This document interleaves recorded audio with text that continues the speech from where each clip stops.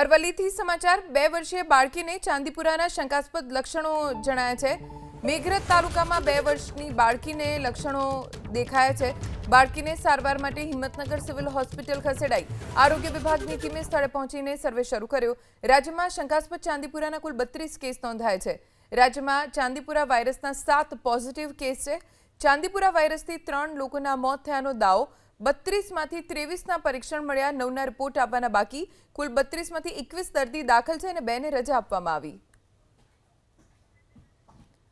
અરવલ્લીમાં બાયડમાં 2 વર્ષની બાળકી જેને શંકાસ્પદ ચાંદીપુરાના લક્ષણો જોવા મળ્યા છે, હાલ તો તેને સિવિલ હોસ્પિટલમાં દાખલ કરવામાં આવી છે અને તાત્કાલિક તેની સારવાર પણ શરૂ કરી દેવામાં આવી છે, પણ હાલ રિપોર્ટ આવવાનો બાકી છે।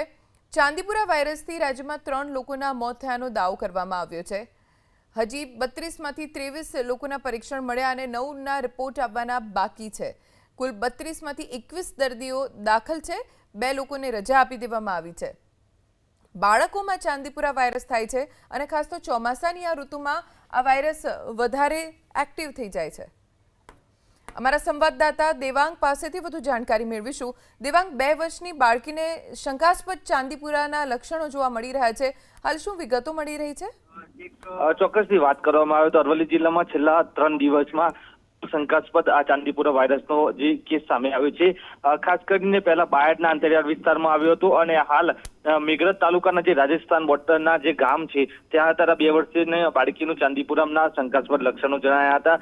ત્યારબાદ આ બાળકીને હાલ હિંમતનગર સિવિલ હોસ્પિટલ ખાતે સારવાર હેઠળ મૂકવામાં આવી છે।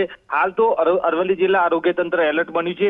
હાઈ રિસ્ક વિસ્તારોમાં સર્વેલન્સ અને ડિસ્ટ્રિક્ટની કામગીરી શરૂ કરવામાં આવી છે અને હાલ વાયરસ ફેલાય નહીં તે માટે આરોગ્ય વિભાગ દ્વારા સઘન કામગીરી કરવામાં આવી રહી છે। જી।